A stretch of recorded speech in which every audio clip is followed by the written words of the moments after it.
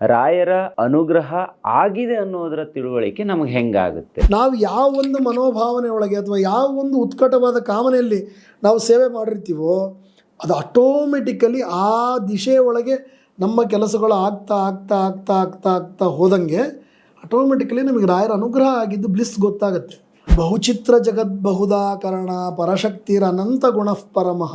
ಪ್ರಪಂಚ ಹೆಂಗಿದೆ ಅಂದರೆ ಬಹುಚಿತ್ರ ಜಗತ್, ಒಬ್ಬನಿದ್ದಂಗೆ ಇನ್ನೊಬ್ಬನಿಲ್ಲ.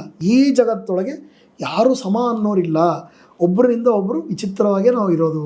ಪರೋಪಕಾರಾಯ ಪುಣ್ಯಾಯ ಪಾಪಾಯ ಪರಪೀಡದಂ, ಇನ್ನೊಬ್ಬರಿಗೂ ಅಪಕಾರ ಮಾಡಬೇಡ, ಸಾಧ್ಯ ಆದರೆ ಉಪಕಾರ ಮಾಡು, ಇಂಥ ಭಾವನೆ ಅವ್ರು ಕೇಳೋದು. ನಾವು ರಾಯರ ಹತ್ರ ಹೋಗ್ತೀವಿ ಅನ್ನೋದು ಸುಳ್ಳು. ರಾಯರೇ ನಮ್ಮನ್ನು ಕರೆಸ್ಬಿಟ್ಟಿರ್ತಾರೆ. ಅವ್ರು ಅವಾಗ ನಿಧಾನಕ್ಕೆ ಇವಕ್ಕೆಲ್ಲ ಕತ್ತರಿ ಹಾಕಿರ್ತಾರೆ. ಈ ಆಂಗ್ಸಿಟಿ ಬ್ರೆತ್ಲೆಸ್ನೆಸ್ ಎಲ್ಲ ಹೋಗಿರುತ್ತೆ. ನೀವು ರಾಯರ ಮುಂದೆ ಹೋದಾಗ ಅವ್ರು ನಿಮಗೆ ದುಡ್ಡು ಬೇಕು ಅಂತ ಕೇಳಿದ್ರೆ ದುಡ್ಡು ಕೊಡದೇ ಇರ್ಬೋದು, ಆದರೆ ಆ ವಿಷನ್ ಮತ್ತು ಪರ್ಪಸ್ ನಿಮ್ಮ ತಲೆಯಲ್ಲಿ ಕೊಡ್ತಾರೆ ಫಸ್ಟ್. ಕರೆಕ್ಟ್. ಎದಕ್ಕೆ ದುಡ್ಡು ಬೇಕು, ಯಾವ ಥರದಲ್ಲಿ ದುಡ್ಡು ಬೇಕು. ಈಗ ರಾಯರ ಸ್ವಪ್ನ ಬಿದ್ದರೆ ಮಾತ್ರ ರಾಯರ ಅನುಗ್ರಹ ಆಗಿದೆ ಅಂತ ಕೆಲವೊಬ್ರು ಹೇಳೋದನ್ನ ಕೇಳಿದ್ದೆ. ಅದು ಅದೇ ಅರ್ಥನಾ ಅಥವಾ ಬೇರೆ ಏನಾದರೂ ಸೂಚನೆ? ಈಗ ಮನುಷ್ಯ ಸ್ಕ್ಯಾಟರ್ಡ್ ಮೆಂಟಾಲಿಟಿ ಅವನು. ಇಲ್ಲಿ ಇವತ್ತಿನ ಎಲ್ಲ ಮನುಷ್ಯರು ಯಾರನ್ನೇ ತಗೊಳ್ಳಿ ನೀವು, ಮಲ್ಟಿಪಲ್ ಕಾಸ್ ತಲೆಯಲ್ಲಿ ಓಡ್ತಿರುತ್ತೆ ಅವರಿಗೆ. ಹೌದು. ಹಂಗಿದ್ದಾಗ ಸ್ವಪ್ನ ಬೀಳಲಿಲ್ಲ ಅಂದ ಮಾತ್ರಕ್ಕೆ ರಾಯರ ಅನುಗ್ರಹ ಆಗಿಲ್ಲ ಅಂತ ಮಾತ್ರ ತಿಳ್ಕೊಬಾರ್ದು. ಯಾರಿಗೊತ್ತು, ಅವ್ರ ಪ್ರತ್ಯಕ್ಷನೇ ಬಂದು ಅನುಗ್ರಹ ಮಾಡೋ ಉದ್ದೇಶ ಇರ್ಬೋದು, ವ್ಯಕ್ತಿ ಮುಖಾಂತರ ಉಪದೇಶ ಮಾಡ್ತಕ್ಕಂಥ ಅನುಗ್ರಹ ಮಾಡ್ತಕ್ಕಂಥದ್ದಿರ್ಬೋದು. ರಾಯರ ಅಪಚಾರ ಆದರೆ ಆಗುವ ಪ್ರಭಾವ ಏನು, ಮತ್ತೆ ಅದಕ್ಕೆ ಏನಾದರೂ ಅಪಚಾರ ಆಗಿದ್ರೆ ಏನಾದರೂ ಪ್ರಾಯಶ್ಚಿತ ಇದೆಯಾ? ನಾವು ತಪ್ಪಿಗೋಸ್ಕರ ಹೆಸರಾಗಿರ್ತಕ್ಕಂಥ ಜೀವಿಗಳು ಪ್ರಪಂಚದೊಳಗೆ. ಮನುಷ್ಯ ಇರೋದೇ ತಪ್ಪು ಮಾಡೋಕ್ಕೆ.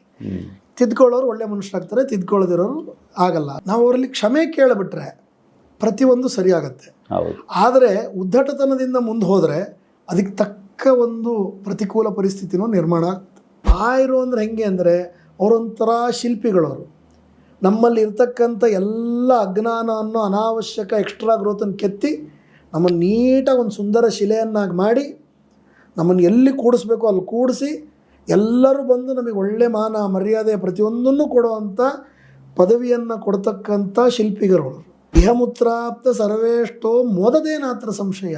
ಪ್ರತಿಯೊಂದು ಸುಖಗಳು, ಅದು ಲೌಕಿಕ ಸುಖ ಇರಲಿ, ಪಾರಮಾರ್ಥಿಕ ಸುಖ ಇರಲಿ, ಇವತ್ತಿನ ಸ್ಕೂಲು ಕಾಲೇಜು ಎಕ್ಸಾಮಲ್ಲಿ ಬೇಕಾಗಿರ್ತಕ್ಕಂಥ ಶಕ್ತಿ ಯುಕ್ತಿ ಇರಲಿ, ಹಣ ಕಳಿಸ್ತಕ್ಕಂಥ ಶಕ್ತಿ ಇರಲಿ, ಮತ್ತು ಮೋಕ್ಷ ಪಡಿತಕ್ಕಂಥ ಬ್ರಹ್ಮಜ್ಞಾನ ಇರಲಿ, ಅದು ರಾಯರ ಒಂದು ಅನುಗ್ರಹದಿಂದ ಮೋದತೆ ಅದು ಕುಣಿಯತ್ತಂತೆ ನಮ್ಮಲ್ಲಿ.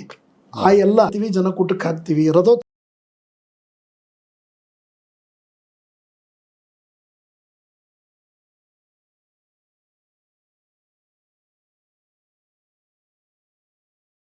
ಮಾಡ್ತೀವಿ, ಜನಕೂಟಕ್ಕೆ ಹಾಕ್ತೀವಿ, ಅಭಿಷೇಕ ಮಾಡ್ತೀವಿ, ಪಂಚಾಮೃತ ಜನಕ್ಕೆ ಕೊಡ್ತೀವಿ. ನಾವು ಹಾಕಿದ ಹಾಲು ರಾಯರ ವೃಂದಾವನ ತಾನು ತೊಗೊಳಂಗಿದ್ದಿದ್ರೆ ನಾವು ಇವತ್ತು ಎಷ್ಟು ಲೀಟ್ರ್ ಹಾಲು ಹಾಕಬೇಕಾಗ್ತಿತ್ತು ಯೋಚನೆ ಮಾಡಿ ನೀವು. ಹೌದು. 100 ರೂಪಾಯಿ ಕೊಟ್ಟು ಪಂಚಾಮೃತ ಬರೆಸಿದಾಗ 150 ರೂಪಾಯಿಗೆ ಆಗೋಷ್ಟು ಪಂಚಾಮೃತ ಮನೆ ಕೊಟ್ಟು ಕಳಿಸಿರ್ತಾರೆ.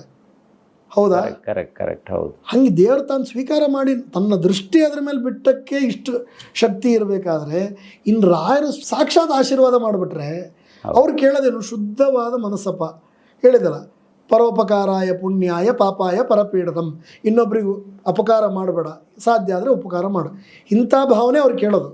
ಇದನ್ನು ಕೊಟ್ಟುಬಿಟ್ರೆ ನಾವು ಜೀವನದಲ್ಲಿ ಗೆದ್ವಿ ಅಂತಲೇ ಅರ್ಥ. ಹೌದು, ಖಂಡಿತ. ಮತ್ತು ಇನ್ನೊಂದು ಕೂಡ ಒಂದು ಪ್ರಶ್ನೆ ಇದೆ, ಏನಂದರೆ ರಾಯರ ಅನುಗ್ರಹ ಆಗಿದೆ ಅನ್ನೋದರ ತಿಳುವಳಿಕೆ ನಮಗೆ ಹೆಂಗಾಗುತ್ತೆ ಅಂತ. ಈಗ ನಾನು ಆಗಲೇ ಕೇಳಿದೆ, ಕೆಲವೊಬ್ಬರಿಗೆ ನಮಗೆ ಶಕ್ತಿ ಇಲ್ಲ, ನಂಗೆ ರಾಯರನ್ನು ಹೋಲಿಸ್ಕೊಳ್ಳೋಕ್ಕಾಗೋದಿಲ್ಲ, ಅಥವಾ ರಾಯರ ಅನುಗ್ರಹ ಯಾರಿಗಾಗುತ್ತೆ ಆಗೋದಿಲ್ಲ, ಇದ್ರ ಬಗ್ಗೆ ನಾವು ಈಗಾಗಲೇ ಮಾತಾಡಿದ್ದೀವಿ. ಇದು ಕೂಡ ಅದಕ್ಕೆ ರಿಲೇಟೆಡ್ ಅಂತ ನಾನು ಅನ್ಕೊತೀನಿ. ಈಗ ಅನುಗ್ರಹ ಆಗಿದೆ ಅನ್ನೋದು ನಮ್ಗೆ ಹೆಂಗೆ ಗೊತ್ತಾಗುತ್ತೆ? ಈಗ ನೋಡಿ, ನಮ್ಮ ಒಂದು ಮನುಷ್ಯ ಸೃಷ್ಟಿ ಏನಿದೆಯಲ್ಲ, ನಾವೇನು ಮಾನವರ ಸೃಷ್ಟಿ ಆದ್ವಲ್ಲ, ನಾವು ಎಲ್ಲರೂ ಒಂದು ಮೂಲ ತೇಜಸ್ಸಿನ ಪುಂಜಗಳು, ಆಯಿತಾ? ನಮ್ಮಲ್ಲಿ ನಮ್ಮದೇ ಆಗಿರ್ತಕ್ಕಂಥ ಕರ್ಮ ಸಂಗ್ರಹ ಇದೆ, ಜನ್ಮಾಂತರದಿಂದ ಬಂದಿದ್ದು. ಹಾಗಾಗಿ ಆ ನಮ್ಮ ಕರ್ಮಾಂತರದ ಜನ್ಮ ಸಂಗ್ರಹದೊಳಗೆ ಏನು ಕರ್ಮಗಳ ಫಲ ಇದೆಯೋ ನಮಗೆ ಆ ತಕ್ಕ ಅನುಭವಗಳೇ ಆಗತ್ತೆ. ಓಕೆ, ಆಯಿತಾ? ಹಾಗಾಗಿ ಮಧ್ವಾಚಾರ್ಯರು ನಮ್ಮ ಪ್ರಕೃತಿಯ ಬಗ್ಗೆ ಹೇಳಬೇಕಾದ್ರೆ, ಕೃಷ್ಣನ ಒಂದು ಅನುಗ್ರಹ ಕಟಾಕ್ಷದ ಬಗ್ಗೆ ಹೇಳಬೇಕಾದ್ರೆ, ಬಹುಚಿತ್ರ ಜಗದ್ ಬಹುದಾಕರಣ ಪರಶಕ್ತಿರ ಅನಂತ ಗುಣಃ ಪರಮಃ. ಈ ಒಳಗಡೆ ಈ ಪ್ರಪಂಚ ಹೆಂಗಿದೆ ಅಂದರೆ ಬಹುಚಿತ್ರ ಜಗತ್, ಒಬ್ಬನಿದ್ದಂಗೆ ಇನ್ನೊಬ್ಬನಿಲ್ಲ. ಇವತ್ತು ಪ್ರೂವ್ ಆಗಿದೆ ಅದು. ಒಬ್ಬರು ತಮ್ಮ ಇಂಪ್ರೆಷನ್ ಇದ್ದಂಗೆ ಇನ್ನೊಬ್ರು ಇದಿಲ್ಲ, ಒಬ್ಬರು DNA ಇದ್ದಂಗೆ ಇನ್ನೊಬ್ರು DNA ಇಲ್ಲ.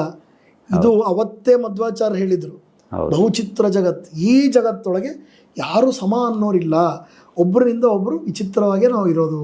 ಹಾಗೆ ನಾವು ಆ ಒಂದು ಅಲ್ಗೋರಿದಮಲ್ಲಿ ಪ್ಲ್ಯಾನ್ ಆಗಿ ಏನು ಬಂದಿದ್ದೀವಿ ಕಾಸ್ಮಾಸಿಂದ, ಅನುಭವಗಳು ಕೂಡ ಹಾಗೆ ಇರುತ್ತೆ. ಹೌದು. ಇವತ್ತು ನನಗೆ ರಾಯರು ಸ್ವಪ್ನದಲ್ಲಿ ನನಗೆ ಕಂಡ್ರು ಅಂದರೆ ನಿಮಗೂ ಹಾಗೆ ಕಾಣಬೇಕು ಅಂತ ನಿಯಮ ಇಲ್ಲ. ನಿಮಗೆ ಪ್ರತ್ಯಕ್ಷನೇ ಕಾಣ್ಬೋದು ಅವರು. ಹೌದು. ನಿಮ್ಗೆ ಅರ್ಥ ಆಗೋ ಥರ ಕಾಣ್ತಾರೆ, ಅರ್ಥ ಆಗದೆ ಇರೋ ಅಂತ ಮಾತ್ರ ಮಾಡಲ್ಲ ಅವರು. ಕರೆಕ್ಟ್. ಅಯ್ಯೋ ರಾಯರು ಬಂದೋದ್ರಂತ ನಮಗೆ ಗೊತ್ತೇ ಆಗಲಿಲ್ಲ, ರಾಯರ ಅನುಗ್ರಹ ಆಯ್ತು ಅಂತ ನಮಗೆ ಗೊತ್ತೇ ಆಗಲಿಲ್ಲ, ಹಿಂಗಂತೂ ನಮ್ಮನ್ನು ಅಜ್ಞಾನದಲ್ಲಿ ಇಡಲ್ಲ ಅವರು. ಯಾಕಂದ್ರೆ ಅವಾಗಲೇ ಹೇಳಿದವರು ಅಜ್ಞಾನ ನಾಶಾಯ. ಅವರು ಒಂದು ಸೇವೆನೇ ಅಜ್ಞಾನವನ್ನು ನಾಶ ಮಾಡುತ್ತೆ.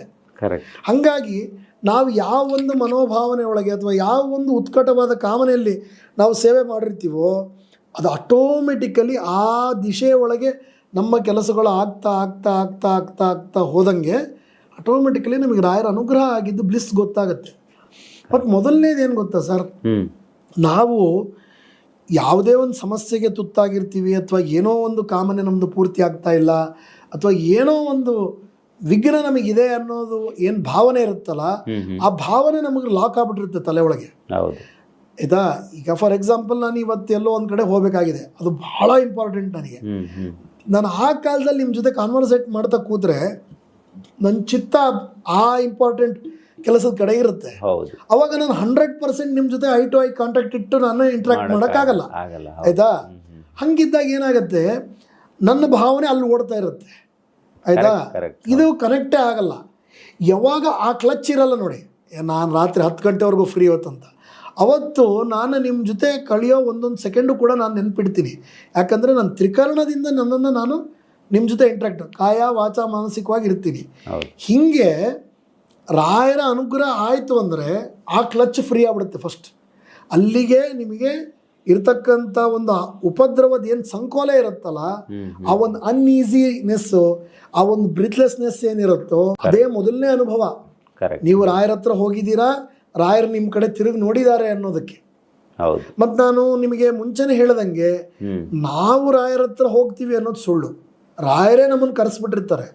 ಅವ್ರು ಅವಾಗ ನಿಧಾನಕ್ಕೆ ಇವಕ್ಕೆಲ್ಲ ಕತ್ತರಿ ಹಾಕಿರ್ತಾರೆ. ಈ ಆಂಗ್ಸಿಟಿ, ಬ್ರೆತ್ಲೆಸ್ನೆಸ್ ಎಲ್ಲ ಹೋಗಿರುತ್ತೆ. ಮತ್ತು ಇನ್ನೊಂದೇನಾಗತ್ತೆ, ಇನ್ನೊಂದು ಬೆಸ್ಟ್, ಇದು ರಾಯರ ಅನುಗ್ರಹ ಅಥವಾ ಈ ಸ್ವಪ್ನ ಸೂಚನೆ ಇದು ಎಲ್ಲರಿಗೂ ಆಗ್ಲಿಕ್ಕಿಲ್ಲ, ಆದರೆ ಈ ಅನುಭವ ಮಾತ್ರ ಎಲ್ಲರಿಗೂ ಕಾಮನ್. ಏನು ಅಂದರೆ ವಿಷನ್ ಕ್ಲಿಯರ್ ಆಗುತ್ತೆ.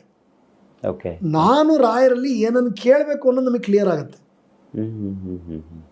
ಯಾವ ಒಬ್ಬನು ಹೋಗಿ ರಾಯರ ಮುಂದೆ ನಿಂತಿರ್ತಾನೆ, ನನಗೆ ಒಂದು ಸ್ವಲ್ಪ ದುಡ್ಡು ಬೇಕು ಅಂತ. ಯಾವ ಮೂಲದಿಂದ ಬೇಕು ನಿನಗೆ ದುಡ್ಡು ಅದೇ ಗೊತ್ತಿರಲ್ಲ ಅವನಿಗೆ. ಎದಕ್ಕೆ ಬೇಕು ದುಡ್ಡು ಅದೇ ಗೊತ್ತಿರಲ್ಲ. ನೀವು ರಾಯರ ಮುಂದೆ ಹೋದಾಗ ಅವ್ರು ನಿಮಗೆ ದುಡ್ಡು ಬೇಕು ಅಂತ ಕೇಳಿದ್ರೆ ದುಡ್ಡು ಕೊಡದೇ ಇರ್ಬೋದು, ಆದರೆ ಆ ವಿಷನ್ ಮತ್ತು ಪರ್ಪಸ್ ನಿಮ್ಮ ತಲೆಯಲ್ಲಿ ಕೊಡ್ತಾರೆ ಫಸ್ಟ್. ಎದಕ್ಕೆ ದುಡ್ಡು ಬೇಕು, ಯಾವ ಥರದಲ್ಲಿ ದುಡ್ಡು ಬೇಕು, ನಿನಗೆ ವೃತ್ತಿಯಿಂದ ಬೇಕೋ ಅಥವಾ ಯಾರಾದರೂ ನೀನು ದುಡ್ಡು ಕಸ್ಕೊಂಡಿದ್ದಾರೋ ಅಥವಾ ನಿನಗೆ ಮೋಸ ಆಗಿದೆಯೋ, ಅವಕಾಶಗಳು ಬೇಕಾ, ದುಡಿತೀಯ ನೀನು. ಈಗ ನಮಗೆ ಅದು ವಿಷನ್ನೇ ಇಲ್ಲ ಅಂತಂದ್ರೆ ಅದು ಹೆಂಗೆ ಕ್ಲಿಯರ್ ಆಗಬೇಕು? ನನಗೆ ಒಳ್ಳೆ ವೃತ್ತಿ ಅವಕಾಶ ಕೊಡ್ರಿ ಸ್ವಾಮಿ, ಭಾಳ ಬಡತನದಲ್ಲಿ ಇದ್ದೀನಿ, ಇದು ಕ್ಲಿಯರ್ ಪ್ರಾರ್ಥನೆ. ಇದು ಸ್ವಾಮಿ ನನಗೆ ದುಡ್ಡು ಬೇಕು, ಎಲ್ಲಿದ್ದು, ಯಾಕೆ, ಹೆಂಗೆ, ಇದೇ ನಮಗೆ ಕ್ಲಾರಿಟಿ ಇಲ್ಲ ಅಂತಂದರೆ. ಯಾಕಂದ್ರೆ ನಾವು ಎದುರುಗಡೆ ಇರೋ ರಾಯರನ್ನ ನಮ್ಮೊಳಗೆ ನಾವು ಕಂಡುಕೊಂಡಾಗ ರಾಯರ ನಮಗೆ ಅನುಕೂಲ ಮಾಡೋದು. ಒಳಗಡೆ ನನಗೆ ಏನು ಮಾಡಬೇಕು ಅನ್ನೋ ನನಗೆ ಕ್ಲಾರಿಟಿ ಇಲ್ಲ ಅಂದರೆ ರಾಯರ ಅನುಗ್ರಹ ಹೆಂಗಾಗತ್ತೆ? ಈ ಥರದ ಚಿಕ್ಕ ಚಿಕ್ಕ ಚಿಕ್ಕ ಕಗ್ಗಂಟುಗಳನ್ನು ರಾಯರು ತೆಗಿತಾರೆ ಫಸ್ಟ್. ಯಾಕೆ ಅನುಗ್ರಹ ಮಾಡ್ಬೇಕಾದ್ರೆ ಆ ಪ್ರೋಸೆಸ್ ಡಿಲೇ ಆಗುತ್ತೆ ಕೆಲವರಿಗೆ ಅಂದರೆ ಅವರು ತಮ್ಮದೇ ಒಳಗಡೆ ಜಂಬಲ ಅಂತಾರೆ, ಶಾವಿಗೆ ಪಾಯಸದಂಗೆ ಆಗ್ಬಿಟ್ಟಿರ್ತದೆ ಅವ್ರ ಜೀವನ ಅನ್ನೋದು. ಯಾಕಡೆ ಹೋಗಿ ಆ ಕಡೆ ಸಿಕ್ಕೊಂಡಿರ್ತೋ ಕಗ್ಗಂಟಪ್ಪ, ಕ್ಲಾರಿಟಿನೇ ಇರಲ್ಲ. ಆದರೆ ಅವನಿಗೆ ಫಲ ಬೇಕು. ಹಾಗಾಗಿ ಸರಿಯಪ್ಪ ನಿನಗೆ ಫಲ ಬೇಕಾ, ಖಂಡಿತ ಕೊಡ್ತೀನಿ. ನಿನ್ನ ವಿಷನ್ ಏನಿದೆ, ಅನುಕೂಲ ಬೇಕು, ಯಾವ ಮಾರ್ಗದಲ್ಲಿ ಬೇಕು, ವೃತ್ತಿಯಲ್ಲಿ ಬೇಕಾ, ಸಂಸಾರದಲ್ಲಿ ಬೇಕಾ, ಮಾನಸಿಕವಾಗಬೇಕಾ, ದೈಹಿಕವಾಗಬೇಕಾ, ಈ ಒಂದು ಡಿವಿಷನ್ ಕ್ಲಾರಿಟಿ ರಾಯರು ಕೊಡ್ತಾರೆ. ಇದು ಎಲ್ಲರಿಗೂ ಅನುಭವ ಆಗುತ್ತೆ, ಪ್ರತಿಯೊಬ್ಬರಿಗೂ ಸರ್, ಪ್ರತಿಯೊಬ್ಬರಿಗೂ. ಆದರೆ ಈಗ ರಾಯರ ಸ್ವಪ್ನ ಬಿದ್ದರೆ ಮಾತ್ರ ರಾಯರ ಅನುಗ್ರಹ ಆಗಿದೆ ಅಂತ ಕೆಲವೊಬ್ರು ಹೇಳೋದನ್ನ ಕೇಳಿದ್ದೆ. ಅದು ಅದೇ ಅರ್ಥನ ಅಥವಾ ಬೇರೆ ಏನಾದರೂ ಸೂಚನೆನ, ಹೇಗೆ ಅಂತ? ಅದನ್ನ ನಾವು ಅಷ್ಟು ದೊಡ್ಡ ಜ್ಞೇಯ ಮಾತು ಅಂತ ತಗೊಳ್ಲಿಕ್ಕೆ ಆಗಲ್ಲ. ಯಾಕೆ ನೋಡಿ, ಹಿಂದಿನ ಕಾಲದೊಳಗೆ ಹೇಗಿತ್ತು ಲೈಫ್ ಸ್ಟೈಲ್ ಅಂದರೆ ಎಲ್ಲರೂ ಟುವರ್ಡ್ಸ್ ಪಾಸಿಟಿವಿಟಿನೇ ಇದ್ರು. ಹಿಂದಿನ ಕಾಲದಲ್ಲಿ ಸೋಂಬೇರಿಗಳ ಸಂಖ್ಯೆ, ಉಪಯೋಗ ತಗೊಳ್ಳೋರ ಸಂಖ್ಯೆ ಕಮ್ಮಿ ಇತ್ತು. ಆ ಕಾಲದಲ್ಲಿ ಬೀಳ್ತಕ್ಕಂಥ ಸ್ವಪ್ನಕ್ಕೆ ಏನು ತೂಕ ಇತ್ತಲ್ಲ, ಅದಕ್ಕೆ ಬಹಳ ತೂಕ ಇರ್ತಿತ್ತು. ಓಕೆ. ಈಗ ಹೆಂಗಾಗತ್ತೆ ಅಂದರೆ, ಈಗ ಮನುಷ್ಯ ಸ್ಕ್ಯಾಟರ್ಡ್ ಮೆಂಟಾಲಿಟಿ ಅವನು. ಇಲ್ಲಿ ಇವತ್ತಿನ ಎಲ್ಲ ಮನುಷ್ಯರು ಯಾರನ್ನೇ ತಗೊಳ್ಳಿ ನೀವು, ಮಲ್ಟಿಪಲ್ ಕಾಸ್ ತಲೆಯಲ್ಲಿ ಓಡ್ತಿರುತ್ತೆ ಅವರಿಗೆ. ಹೌದು. ಹಂಗಿದ್ದಾಗ ಸ್ವಪ್ನ ಬೀಳಲಿಲ್ಲ ಅಂದ ಮಾತ್ರಕ್ಕೆ ರಾಯರ ಅನುಗ್ರಹ ಆಗಿಲ್ಲ ಅಂತ ಮಾತ್ರ ತಿಳ್ಕೊಬಾರ್ದು. ಯಾರಿಗೊತ್ತು, ಅವ್ರ ಪ್ರತ್ಯಕ್ಷನೇ ಬಂದು ಅನುಗ್ರಹ ಮಾಡೋ ಉದ್ದೇಶ ಇರ್ಬೋದು, ವ್ಯಕ್ತಿ ಮುಖಾಂತರ ಉಪದೇಶ ಮಾಡ್ತಕ್ಕಂಥ ಅನುಗ್ರಹ ಮಾಡ್ತಕ್ಕಂಥದ್ದಿರ್ಬೋದು. ಒಬ್ಬ ನಮ್ಮ ಬಹಳ ಬೇಕಾದ ವ್ಯಕ್ತಿ ಅವರು, ಏನೋ ಜೀವನದಲ್ಲಿ ಹಿಂಗೆ ಒಂದು ರಾಂಗ್ ಟೈಮ್ ಬಂತು ಆ ವ್ಯಕ್ತಿಗೂ. ಸೂಸೈಡ್ ಮಾಡ್ಕೋಬೇಕು ನಾನು ಅಂತ ಹೊರಟುಬಿಟ್ರು ಅವರು ಕೆರೆ ಕಡೆಗೆ. ಇನ್ನೇನು ಕೆರೆ ಇನ್ನೊಂದು 10-15 ಮೀಟ್ರ್ ಇದೆ. ಇನ್ನೇನು ಹೋಗ್ತೀನಿ ನಾನು, ಲಾಸ್ಟ್ ಒಂದು ಸಿಗರೇಟ್ ಸೇದ್ಬಿಡೋಣ ಅಂತ ಒಂದು ಮರದ ಕೆಳಗೆ ನಿಂತ್ಕೊಂತಾರೆ. ನೋಡಿ ಹೇಗಿರುತ್ತೆ ಮನುಷ್ಯನ ಆಸೆ, ಅದು ಹೆಂಗೆ ವೇಷ್ಟಿತರಾಗಿರ್ತಾರೆ ಕೆಲವು ವಿಚಾರಕ್ಕೆ. ಆ ಸಿಗರೇಟಲ್ಲಿರೋ ಡೆಡಿಕೇಶನ್ ಅವ್ರಿಗೆ ಲೈಫ್ ಮೇಲೆ ಇರ್ಬೋದಿತ್ತೋ ಏನೋ, ಆದರೆ ಕೊಡಲಿಲ್ಲ. ದೇವರ ಸಿಗರೇಟ್ ಮೇಲೆ ಡೆಡಿಕೇಶನ್ ಕೊಟ್ಟ. ಕೊನೆಗೆ ಒಂದು ಮರದ ಕೆಳಗಡೆ ನಿಂತರು, ಕೊನೆ ಸಿಗರೇಟ್ ಹಚ್ಕೊಂಡ್ರು ಕೈ ಒಳಗೆ, ಸೇದ್ತಾ ಇದ್ರು. ಇನ್ನೇನು ಸಿಗರೇಟ್ ಅದು ಮುಗೀತು, ನಾನು ಹಾರ್ಕೋಬೇಕೀಗ, ನೆಕ್ಸ್ಟ್ ಸಿಗರೇಟ್ ಬಿಸಾಕಿದ್ರೆ ನಾ ಹಾರೋದೆ, ಹಿಂಗೆ ಫಿಕ್ಸ್ ಆಗಿದ್ರು ಅವರು. ಅವರಷ್ಟು ಮಾಡೋದ್ರಲ್ಲಿ ಒಬ್ಬ ವ್ಯಕ್ತಿ ಅಲ್ಲಿಗೆ ಬಂದ, ಅಜ್ಜ ಬಂದು, ಏ ತಮ್ಮ ಇಲ್ಲಕ್ಕೆ ಬಂದಿಯೋ, ನೀ ಬರೋ ಜಾಗ ಅಲ್ಲ ಇದು, ಜನನೇ ಇಲ್ಲ, ಇಲ್ಲಿ ಬಂದು ಏನು ಮಾಡ್ತೀನಿ ನಾನು, ಮಧ್ಯಾಹ್ನದ ಹೊತ್ತು ಕೆರೆ ಹತ್ರ ಬರಬಾರ್ದು, ಹೋಗು ಅಂತಂದು ಕೋಲಿಂದ ತಿವ್ದು ಇವ್ರನ್ನ ಮನೆಗೆ ಕಳಿಸ್ದ. ಆಯ್ತಾ? ಓಕೆ. ಇವರು ಆ ಒಂದು ಡಿಸಿಷನ್ ತಗೊಳಕ್ಕಿಂತ ಮುಂಚೆ ರಾಯರ ಮಠಕ್ಕೆ ಹೋಗಿ, ನಂದು ಈ ಪರಿಸ್ಥಿತಿ ಇದೆ, ನೀವು ನನ್ನನ್ನು ಕೈ ಬಿಟ್ಬಿಟ್ರಿ, ಇನ್ನೇನು ನನಗೆ ಯಾರೂ ದಿಕ್ಕಿಲ್ಲ, ಇನ್ನು ನಾನು ಕೆರೆ ಹಾರ್ಕೊಳ್ಳೋದೆ ಸರಿ ಅಂತ ಆತ್ಮಹತ್ಯೆಗೆ ಹೋದವರು. ಆತ್ಮಹತ್ಯೆ ಮಾಡ್ಕೋತೀನಿ ಅಂತ ರಾಯರಿಗೆ ಹೇಳೋದವರು ಅವರು. ಪತ್ರ ಬರೆದಿಟ್ಟು ಹೋದವ್ರಲ್ಲ, ರಾಯರಿಗೆ ಹೇಳೋದವರು. ಹೌದು ಹೌದು. ಆ ಮುದುಕ ಬಂದ ಅವ್ರ ಹತ್ರ, ನೋಡಕ್ಕೆ ಎಷ್ಟು ದಷ್ಟ ಇದೆಯಾ, ಚೆನ್ನಾಗಿದೆಯಾ, ನೀನ್ ಯಾಕೆ ಇಲ್ಲಿ ಬಂದಿಯಪ್ಪ, ಒಬ್ಬೊಬ್ಬರೇ ಇಲ್ಲಿ ಬರೋ ಜಾಗ ಅಲ್ಲ ಇದು, ಹೋಗೋಗು ಮನೆಗೆ, ಹೆಂಡತಿ ಮಕ್ಳು ಕಾಯ್ತಿದ್ರು. ಖಂಡಿತವಾಗ್ಲೂ ಅವ್ರ ಮಕ್ಳು ಹೆಂಡತಿ ಮಕ್ಳು ಮನೇಲಿ ಕಾಯ್ತಿದ್ರು. ಹೌದು, ಸತ್ಯ. ಅವತ್ತು ಅವ್ರನ್ನ ಕೋಲಿಂದ ತಿವಿದು ಒಬ್ಬ ಮುದುಕ ಕಳಿಸ್ದ. ಇವತ್ತು ಆ ವ್ಯಕ್ತಿ ಬಹಳ ಜನಕ್ಕೆ ಆಶ್ರಯ ಕೊಟ್ಟಂತ ಒಳ್ಳೆ ರಾಯರ ಭಕ್ತರಾಗಿ ಬೆಳೆದಿದ್ದಾರೆ. ಹಿಂಗೂ ಅನ್ನೋ ಆಶೀರ್ವಾದ ಮಾಡ್ಬೋದಲ್ಲ ರಾಯರು ಅಲ್ವಾ? ಕನ್ಸಲ್ಲೇ ಬರ್ಬೇಕಂತ ಯಾಕದು ನೋಡಿ. ಅವತ್ತು ಆ ಮುದುಕ ಬಂದಿರ್ಲಿಲ್ಲ ಅಂದ್ರೆ ಇವತ್ತು ಆ ಒಬ್ಬ ಒಳ್ಳೆ ವ್ಯಕ್ತಿ ಸಮಾಜದಲ್ಲಿ ಇರ್ತಿರ್ಲಿಲ್ಲ. ಹೌದಾ? ಹೆಂಡತಿಗೆ ಗಂಡ ಆಗಿ, ಮಕ್ಕಳಿಗೆ ತಂದೆ ಆಗಿ, ಅಣ್ಣ ತಮ್ಮಂದ್ರಿಗೆ ಅಣ್ಣ ಆಗಿ, ನಮಗೊಬ್ಬ ಮಿತ್ರ ಆಗಿ ಆತ ಉಳಿತಿರ್ಲಿಲ್ಲ. ಆತ ಎಲ್ಲ ಕಡೆ ಹೇಳ್ಕೊತಾನ ಪಾಪ ಇದನ್ನ. ಅವತ್ತ ಅಜ್ಜ ಬಂದು ನಾನು ಕಳ್ಸಿರೋದ್ರೆ ಇವತ್ತು ನಾನು ಬದುಕ್ತಿರ್ಲಿಲ್ಲ ಅಂತ. ಗ್ರೇಟ್. ಅದು ಬಹುಶಃ ರಾಯರೇ ಬಂದಿರಬಹುದು. ಅದೇನದು, ಯಾಕಂದ್ರೆ ನೀವು ಸಾಯಕ್ಕಿಂತ ಮುಂಚೆ ರಾಯರ್ ಕಂಡೆ ಬಂದಿದ್ದಾಯ್ತಾ, ನಾನು ಇವತ್ತು ಸಾಯ್ತಿದ್ದೀನಿ ಸ್ವಾಮಿ, ನೀವಂತೂ ಕೈ ಬಿಟ್ರಿ, ನೀವು ಕೈ ಬಿಟ್ರಿ ಇನ್ನು ಬದುಕಕ್ಕಾಗಲ್ಲ ಅಂತಾನೆ ಹಾರಕ್ಕೆ ಹೋದವನಾತ. ಹೌದು, ಎಷ್ಟು ಚೆನ್ನಾಗಿದೆ. ಈಗ ಯಾವ ಕೆರೆಗೆ ಅವ್ರು ಹಾರಕ್ಕೆ ಹೋಗಿದ್ರು ಅದೇ ಕೆರೆ ಹತ್ರ ಮನೆಗಳನ್ನು ಕಟ್ಟಿ ಮಾರ್ತಿದ್ದಾರೆ ಈಗ ಅವರು. ನೋಡಿ ಅಲ್ವಾ? ಅಂದ್ರೆ ರಾಯರು ಯಾಕೆ ಅದೇ ವೃತ್ತಿಯಲ್ಲಿ ಅವ್ರು ತಂದ್ರು ಅಂದ್ರೆ, ಪ್ರತಿ ಸಲ ರಾಯರವ್ರಿಗೆ ಮಾಡಿದ ಅನುಗ್ರಹ ನೆನಪಾಗಬೇಕಲ್ಲ. ಆ ಕೆರೆ ನೋಡಿದಾಗ ಒಂದ್ಸಲ. ಹೌದು ಹೌದೌದು, ಕರೆಕ್ಟ್. ಅಣ್ಣ ಇಲ್ಲಿ ಜಲ್ಲಿ ಬಂದಿಲ್ಲ, ಅವ ಬಂದೆ ತಾಳು, ಆ ಕೆರೆ ನೋಡ್ಕೊಂಡು ಹೋಗ್ಬೇಕು. ಅಯ್ಯೋ ಇದೇ ಕೆರೆಗೆ ಬೀಳಕ್ ಹೋಗ್ತಿದ್ದೆ ನಾನು, ರಾಯರು ಬಂದು ತಡದ್ರು ಪ್ರತಿಯೊಂದಕ್ಕೂ. ಹೌದು, ಹಿಂಗೂ ಆಗತ್ತೆ. ಹಂಗಾಗಿ ನಾವು ರಾಯರ ಅನುಗ್ರಹ ಆಗಿದೆ ಅನ್ನೋ ಒಂದು ಸೂಚನೆಯನ್ನ ಕೇವಲ ಕನಸಿಗೆ ಮಾತ್ರ ಅದನ್ನ ಕಟ್ಟ ಹಾಕೋದು, ಸೀಮಿತ ಮಾಡೋದು ಸರಿ ಅನ್ಸಲ್ಲ. ಹೌದು. ಈಗ ರಾಯರ ಬಗ್ಗೆ ನಾವು ತಿಳ್ಕೊಂತ ಇರಬೇಕಾದ್ರೆ ಮನೆಯಲ್ಲಿ ಕೆಲವೊಂದು ಅಪಚಾರಗಳಾಗಬಾರ್ದು. ಈಗ ವೃಂದಾವನ ಇಡಬಹುದು ಅಥವಾ ಮೃತ್ತಿಕೆ ತಂದಿಡೋದು, ಇದೆಲ್ಲ ಏನು ಅಪಚಾರ ಆಗಬಾರ್ದು ಅನ್ನೋದ್ರ ಬಗ್ಗೆ ನಾವು ಮಾತಾಡಿದ್ವಿ. ಅದೇ ನೆಲೆಯಲ್ಲಿ ಒಂದು ಪ್ರಶ್ನೆ ಇದೆ, ರಾಯರ ಅಪಚಾರ ಆದರೆ ಆಗುವ ಪ್ರಭಾವ ಏನು, ಮತ್ತು ಅದಕ್ಕೆ ಏನಾದರೂ ಅಪಚಾರ ಆಗಿದ್ರೆ ಏನಾದರೂ ಪ್ರಾಯಶ್ಚಿತ ಇದೆಯಾ, ಮಾಡ್ಕೋಬಹುದಾ ನಾವು ಅನ್ನೋದ್ರ ಬಗ್ಗೆ ಒಂದು ಮಾಹಿತಿ ಕೊಟ್ಟರೆ ತುಂಬ ಚೆನ್ನಾಗಿರುತ್ತೆ ಅಂತ ಅನ್ಕೊಂತೀವಿ. ಅಲ್ಲಿ ನಿಜವಾಗ್ಲೂ ಇದು ಅತ್ಯಂತ ಸೂಕ್ತವಾದ ಪ್ರಶ್ನೆ ಇದು ಮಾತ್ರ. ಯಾಕೆಂದ್ರೆ ನೋಡಿ, ಮನುಷ್ಯರು ನಾವು ತಪ್ಪಿಗೋಸ್ಕರ ಹೆಸರಾಗಿರ್ತಕ್ಕಂಥ ಜೀವಿಗಳು ಪ್ರಪಂಚದೊಳಗೆ. ಮನುಷ್ಯ ಇರೋದೇ ತಪ್ಪು ಮಾಡೋಕ್ಕೆ. ತಿದ್ಕೊಳ್ಳೋರು ಒಳ್ಳೆ ಮನುಷ್ಯರಾಗ್ತಾರೆ, ತಿದ್ಕೊಳ್ಳೋದಿರೋರು ಆಗಲ್ಲ ಅಷ್ಟೇ. ಈಗ ನಾನು ನಿಮ್ಗೆ ಅವಾಗ್ಲೇ ರಾಯರ ಒಂದು ವೈಶಾಲ್ಯತೆ ಬಗ್ಗೆ ಹೇಳುವಾಗ, ನಾವು ಅವರಲ್ಲಿ ಕ್ಷಮೆ ಕೇಳಿಬಿಟ್ರೆ ಪ್ರತಿಯೊಂದು ಸರಿಯಾಗತ್ತೆ. ಆದರೆ ಉದ್ದಟತನದಿಂದ ಮುಂದೆ ಹೋದರೆ ಅದಕ್ಕೆ ತಕ್ಕ ಒಂದು ಪ್ರತಿಕೂಲ ಪರಿಸ್ಥಿತಿನೂ ನಿರ್ಮಾಣ ಆಗ್ತದೆ. ಈ ನೋಡಿ, ನಾರ್ಮಲ್ ಆಗಿ ನಾನು ನಿಮಗೆ ಹೇಳಿದೆ, ರಾಯರು ಸರ್ವತ್ರ, ಅವರು ಎಲ್ಲ ರೀತಿಯಲ್ಲೂ ನಮಗೆ ಸಹಾಯ ಮಾಡೋಕ್ಕೆ ನಿಲ್ತಾರೆ. ಪ್ರತಿಯೊಂದೂ ನಮಗಾಗಿ ತಿರುಗಿಸ್ಕೊಡ್ತಾರೆ, ಪ್ರತಿಯೊಂದು ನಮ್ಮ ಪರವಾಗಿ ಆಗತ್ತೆ. ಆ ರೀತಿ ರಾಯರು ನಮ್ಮ ಕೈ ಹಿಡಿತಾರೆ ಅಂತ ಹೇಳಿದೆ. ಹೌದು. ಅದೇ ರಾಯರು ಉಲ್ಟಾಗಿ ನಿಂತರೆ ಇಡೀ ಒಂದು ಸಮಗ್ರ ಸೃಷ್ಟಿನೇ ನಮ್ಮ ವಿರುದ್ಧ ನಿಲ್ಲುತ್ತೆ. ಹೌದು. ಆ ಒಂದು ಅಪಚಾರಕ್ಕೆ ಅಥವಾ ಆ ಒಂದು ದುರಹಂಕಾರಕ್ಕೆ, ಅದರಿಂದ ಬರ್ತಕ್ಕಂಥ ಫಲಕ್ಕೆ ನೀವು ಅದರದ್ದು ಫ್ರೀಕ್ವೆನ್ಸಿನ ಕ್ಯಾಲ್ಕುಲೇಟೇ ಮಾಡೋಕ್ಕೆ ಸಾಧ್ಯ ಇಲ್ಲ. ಯಾಕಂದ್ರೆ ಸಮಗ್ರ ಸೃಷ್ಟಿ ನಿಮ್ಮ ವಿರುದ್ಧ ನಿಂತು ಬಿಡುತ್ತೆ. ನೀವು ಮುಟ್ಟಿದ್ದೆಲ್ಲ ಕಲ್ಲಾಗಕ್ಕೆ ಶುರು ಆಗುತ್ತೆ. ನಾನು ಹೆದರಿಸ್ತಾ ಇಲ್ಲ, ಆದರೆ ಈ ಎಚ್ಚರಿಕೆ ನಮಗೆ ಇರಬೇಕು. ಹೌದಾ? ಈಗ ವಜ್ರ ಅತ್ಯಂತ ಬೆಲೆ ಬಾಳೋ ಪದಾರ್ಥ, ಅತ್ಯಂತ ಕಠೋರ. ಅದೇ ದೇಹದೊಳಗೆ ಹೋದ್ರೆ ಕೊಂದು ಹಾಕುತ್ತೆ ಅದ್ ನಮ್ಮ. ಆ ಭಯ ಇದ್ರೇನೆ ಚಂದ. ಹಂಗೆ ನೋಡಿ, ರಾಯರು ನಮ್ಮ ಹತ್ರ ಏನನ್ನು ಅಪೇಕ್ಷೆ ಪಡಲ್ಲ, ಆದರೆ ರಾಯರು ಅಪೇಕ್ಷಿತ ಪ್ರದಾತರು. ನಾವೇನು ಅಪೇಕ್ಷೆ ಪಡ್ತೀವಿ ಅದು ಕೊಡ್ತಾರೆ. ನಾವು ರಾಯರನ್ನು ವಸ್ತು ಥರ ಉಪಯೋಗಿಸ್ಕೊಂಡ್ರೆ ನಮಗೆ ಅದಕ್ಕೇನು ಬೇಕು ಆ ಒಂದು ತಕ್ಕ ಫಲಗಳೇ ಆಗೋದು. ಉದಾಹರಣೆಗಳು ಸಾಕಷ್ಟಿದೆ ಅದರೊಳಗೆ. ಆದರೆ ಕೆಲವೊಂದು ಸಲ ಏನಾಗುತ್ತೆ, ಕೆಲವೊಂದು ಸಲ ನಾನು ನೋಡಿರ್ತಕ್ಕಂಥ ಕೆಲವು ಪರಿಸ್ಥಿತಿಗಳು ಹೇಗಿದೆ ಅಂದರೆ, ಗಂಡನಿಗೆ ವಿಪರೀತವಾದ ಭಕ್ತಿ ರಾಯರ ಮೇಲೆ, ಹೆಂಡತಿಗೆ ಅಸಡ್ಡೆ ಅಂದರೆ ಅಸಡ್ಡೆ, ಹೊಟ್ಟೆ ಅವ್ರಿಗೆ ಈ ಥರದ ವಿಚಾರಗಳ ಮೇಲೆ ಅಸಡ್ಡೆ. ಅಥವಾ ಹೆಂಡತಿಗೆ ವಿಪರೀತ ಭಕ್ತಿ, ಗಂಡನಿಗೆ ಅಸಡ್ಡೆ, ನೀವು ಪೂಜೆ ಪುನಸ್ಕಾರ ಮಾಡಿದ್ರೆ ಹೊಡೆದಾಕೋಷ್ಟು ಸಿಟ್ಟು. ಇಲ್ಲ ಮಕ್ಕಳಿಗೆ ವಿಪರೀತ ಭಕ್ತಿ, ತಂದೆ ತಾಯಿ ಬಿಡಲ್ಲ, ತಂದೆ ತಾಯಿ ಮಾಡ್ತಿರ್ತಾರೆ, ಮಕ್ಕಳಿಗೆ ಡಿಸ್ಇಂಟ್ರೆಸ್ಟು. ಹಿಂಗಿದ್ದಾಗ ಕೆಲವೊಂದು ಸಲ ಅಹಂಕಾರಕ್ಕೆ ಬಿದ್ದು, ನಿಮ್ಮ ರಾಯರು ಅವರೆಲ್ಲಿದ್ದಾರೆ, ನೀವೆಲ್ಲ ಬಂಡಲ್ ಬಿಡ್ತೀರಾ ಕೂತ್ಕೊಂಡು, ನೀವು ಮಾಡೋದಷ್ಟೇ, ಉಪವಾಸ ಸಾಯ್ತೀರಾ, ನಿಮಗೆ ಯಾರು ಉಪವಾಸ ಇರೋ ಕೇಳಿದ್ರು, ಹಿಂಗೆ ಮಾಡಿದವ್ರ ಸಂಖ್ಯೆನೂ ಅವ್ರ ಸಂಖ್ಯೆನೂ ಜಾಸ್ತಿ ಇದೆ. ಯಾಕಂದ್ರೆ ಕಲಿಯುಗ ಇದ್ರೊಳಗೆ ಯಾವಾಗಲೂ ಎಷ್ಟು ಮೆರಿಟ್ಸ್ ಇರುತ್ತೋ ಅಷ್ಟು ಡಿಮೆರಿಟ್ಸು ಕಲಿಯುಗದಲ್ಲಿ ಇದ್ದೇ ಇದೆ. ಯಾವುದು ಹಂಗಾಗೆ ಗುಣಗ್ರಾಹಿ ಆಗಿರುವಂಥ ಕೃಷ್ಣ ನಮಗೆ ಉಪದೇಶ ಕೊಟ್ಟಿದ್ದು, ಎಲ್ಲದರಲ್ಲೂ ಗುಣಗಳನ್ನು ಮಾತ್ರ ನೀನು ತಗೊಳಪ್ಪ ಅಂತ ಹೇಳೋದು, ಅವಗುಣಗಳ ಬಗ್ಗೆ ನೋಡಬೇಡ ಅಂತ ಹೇಳಿರೋದು. ಹಾಗಾಗಿ ಹಂಗೆ ಮಾಡಿದವರಿಗೆ ಅವ್ರು ಎಕ್ಸಾಕ್ಟ್ ಅದಕ್ಕೆ ಏನು ಪರಿಮಿತಿ ಅನುಭವಿಸ್ಬೇಕೋ ಅದು ಅನುಭವಿಸಿದ್ದಾರೆ.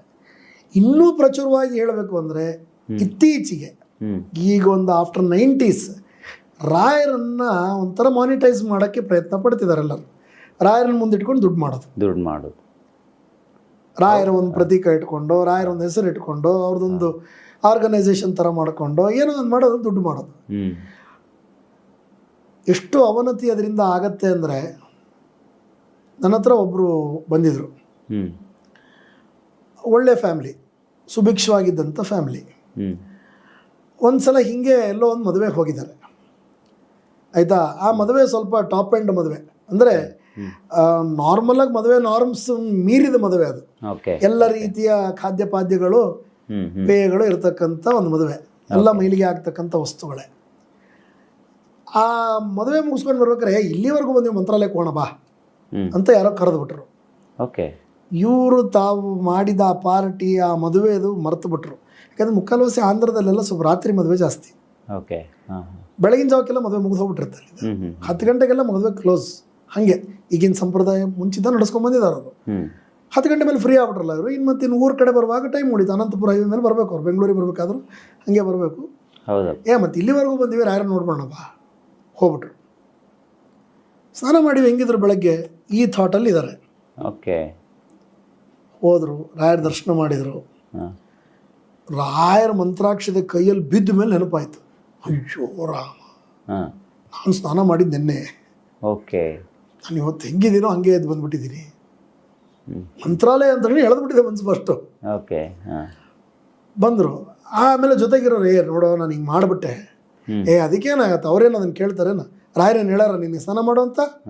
ಇಂಥವ್ರು ಕೆಲವರು ಜನನು ಕುಹಕಿಗಳು ಇರ್ತಾರೆ, ಅವ್ರಿಗೆ ಅದನ್ನು ಹುರಿದುಂಬಿಸ್ಬಿಟ್ರೆ, ಈ ವ್ಯಕ್ತಿ ಆ ಒಂದು ಇದಕ್ಕೆ ಒಳಗಾಗ್ಬಿಟ್ರೆ.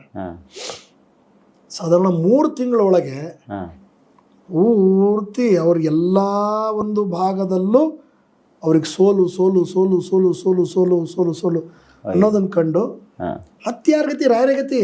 ಇಷ್ಟೆಲ್ಲ ಆದಮೇಲೂ ಮತ್ತೆ ಅವ್ರ ತಮ್ಮನೆ ಹತ್ರ ಇರೋ ಮಠಕ್ಕೆ ಹೋಗಿ ಪ್ರಾರ್ಥನೆ ಮಾಡಿ, ಸ್ವಾಮಿ ಏನೋ ಅಪಚಾರ ಆಗ್ಬಿಟ್ಟಿದೆ ನಮ್ಮಿಂದ, ಏನಂತ ಗೊತ್ತಾಗ್ತಿಲ್ಲ, ದಯವಿಟ್ಟು ನೆನಪಿಸ್ರಿ, ನಾನು ಅದಕ್ಕೆ ಕ್ಷಮೆ ಕೇಳ್ತೀನಿ, ಏನು ಪ್ರಾಯಶ್ಚಿತ್ತ ಬೇಕು ನಾನು ಮಾಡ್ಕೋತೀನಿ ಅಂತ ಕೇಳಿದ ಮೇಲೆ, ಯಾವ ಮದುವೆಗೆ ಇವ್ರು ಹೋಗಿದ್ರಲ್ಲ ಅದೇ ಮದುವೆ ಮನೆಯವರು ಇವ್ರಿಗೆ ಮತ್ತೊಂದು ಮದುವೆ ಇನ್ವಿಟೇಷನಿಗೆ ಫೋನ್ ಮಾಡಿದರು. ಪ್ರಾರ್ಥನೆ ಮಾಡಿದ ದಿವಸ ನೆನಪಾಯ್ತು ಅವರಿಗೆ, ಎಸ್ ನಾನು ಅವತ್ತು ಅಂಥ ಕೃತ್ಯ ಮಾಡಿ ನಾನು ಮದುವೆಗೆ ಹೋಗಿದ್ದೆ, ಅಲ್ಲಿಂದನೇ ಈ ನಂಟು ನನಗೆ ಬಂದಿರೋದು.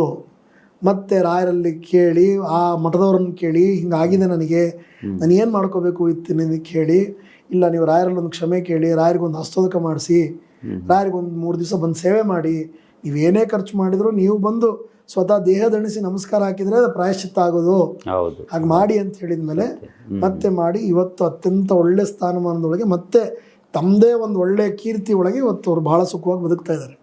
Okay okay. ಇಲ್ಲಿ ಪ್ರಾಯಶ್ಚಿತ್ತ ಮಾಡ್ಕೋತೀವಿ ಅಂತ ರಾಯರ ವಿಚಾರದಲ್ಲಿ ಬಂದರೆ doors are always open. Yes yes. ಆದರೆ ನಾನು ಮಾಡಿದ್ದೆ ಸರಿ, ಅವತ್ತೇನೋ ಕಷ್ಟ ಇತ್ತು ಆಶೀರ್ವಾದ ಮಾಡಿದ್ರು ಅವರು, ಇವತ್ತು ಅವ್ರದ್ದೇನು ಇಲ್ಲ ಅಂತ ನಾವು ಅಂದ್ಕೊಂಡ್ರೆ ಅದು ಯಾವ ಕಡೆಯಿಂದ ತಿರ್ಗತ್ತೆ. ಸತ್ಯ ಅಲ್ಲ ಸರ್ ಅದು. ಇವತ್ತು ನನ್ನ ಹತ್ರ ಐಫೋನ್ ಇದೆ ಅಂತ ನಾನು ಮೆರಿತಾ ಇರ್ತೀನಿ, ನಾನು ಐಫೋನಿಗೆ ತೂಕ ಕೊಟ್ಟು ನೆಟ್ವರ್ಕಿಗೆ ತೂಕ ಕೊಡಲಿಲ್ಲ ಅಂತಂದು ನಾನು ಸಿಮ್ ತೆಗೆದು ಬಿಸಾಕ್ತೀನಿ. ನನಗೇನು ಐಫೋನ್ ಇದೆ, ನನಗೇನು ಸಿಮ್ಮಿನ ಅಗತ್ಯ ಇಲ್ಲ ಅಂದರೆ ನಿನಗೆ ಯಾರ್ದು ಫೋನೇ ಬರಲ್ಲ.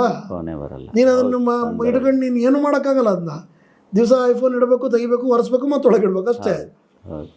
ಐಫೋನ್ ವರ್ಕ್ ಆಗಿದೆ ಅದರಿಂದ, ಸಿಮ್ಮಿಂದ. ಈ ರಾಯರನ್ನೋರು ಸಿಮ್ ಕಾರ್ಡ್ ಇದ್ದಂಗೆ. ರಾಯರಿಂದ ಬರ್ತಕ್ಕಂಥ ತರಂಗ ಏನಿದೆ ಅದು ಎನರ್ಜಿ ಸೋರ್ಸ್. ಅದಕ್ಕೆ ಆ ನೆಟ್ವರ್ಕ್ ಕ್ಯಾಚ್ ಅಂದರೆ ಕಾಸ್ಮಾಸಿನ ಒಂದು ಭಗವಂತನ ಅನುಗ್ರಹ ಅನ್ನೋ ನೆಟ್ವರ್ಕ್ ಕ್ಯಾಚ್ ಮಾಡಲಿಕ್ಕೆ ಇರತಕ್ಕಂಥ ಅತ್ಯಂತ ಸೂಕ್ಷ್ಮ ಸಾಧನ ರಾಯರ ಅನುಗ್ರಹ. ನಾವು ಅದರ ಮೇಲೆ ದರ್ಪ ಮಾಡಿದರೆ, ಪರಾಕಾಷ್ಠೆ ತೋರಿಸಿದರೆ ಅದನ್ನು ನಾವು ಗೋಡೆಗೆ ತಲೆ ಚಚ್ಕೊಂಡಂಗೆ ಅಷ್ಟೇ. ಕರೆಕ್ಟ್. ಪ್ರಾಯಶ್ಚಿತ್ತ ಅನ್ನೋದು ಅವರವರ ಒಂದು ಅನುಕೂಲದ ಮೇಲೆ ಅದು ಡಿಪೆಂಡ್ ಆಗಿರುತ್ತೆ. ಪಶ್ಚಾತ್ತಾಪನೂ ಕೂಡ ಒಂದು ಪ್ರಾಯಶ್ಚಿತ್ತ ಬೇಕೇ ಬೇಕಲ್ಲ ಸರ್ ಅದು. ರಿಗ್ರೆಟ್ಸ್ ಅನ್ನೋದೇನಿದೆ ನೋಡಿ, ಈಗಿನ ಕಾಲಕ್ಕೆ ಅರ್ಥ ಆಗೋಂಗೆ ಹೇಳೋದು, ರಿಗ್ರೆಟ್ಸ್ ಇಸ್ ಮೋಸ್ಟ್ ಎಸೆನ್ಷಿಯಲ್. ನಾವೀಗ ಏನೋ ಒಂದು ಮಾತೊಳಗೆ ನಿಮಗೆ ನಾನು ನೋಯಿಸ್ಬಿಡ್ತೀನಿ, ಆದರೆ ನಂಗೆ ಅನ್ಸುತ್ತೆ ನಾನು ಸಂದೀಪ್ ಅವ್ರಿಗೆ ಈ ಥರ ಮಾತಾಡಬಾರ್ದಿತ್ತು ಅಂತ. ನಾನು ಒಂದು ಮೆಸೇಜ್ ಹಾಕಿದ್ರೆ ಸಾಕು, ಸಾರಿ ಫಾರ್ ಮೈ ವರ್ಡ್ಸ್ ಅಂತ ಒಂದು ಮೆಸೇಜ್ ಹಾಕಿದ್ರೆ ಸಾಕು, ನಿಮ್ಮ ಮುಖದಲ್ಲಿ ಒಂದು ಮಂದಸ್ಮಿತ ಬರುತ್ತೆ. ಸಿಟ್ಟಿರುತ್ತೆ ನಿಮಗೆ, ಆದರೆ ಆ ಮಗು ಬರುತ್ತೆ. ಅಂತೂ ಇಂತೂ ರಾಘವೇಂದ್ರ ಅವ್ರನ್ನ ಮೆಸೇಜ್ ಹಾಕಿ ಕೇಳಿದ್ರಪ್ಪ, ನೀವು ಅವಾಗ ಮನಸ್ಸಿಲ್ಲ ಅಂದ್ರೂ ಟೈಪ್ ಮಾಡಾಕ್ತೀರಾ, ಇಟ್ಸ್ ಓಕೆ, ಹೌದು, ವಿ ಆರ್ ಫ್ರೆಂಡ್ಸ್ ಅಂತ ಒಂದು ಹಾಕ್ತೀರಾ ಮೆಸೇಜ್. ಇದೇ ರಾಯರು ನಮ್ಮಿಂದ ಅಪೇಕ್ಷೆ ಪಡೋದು.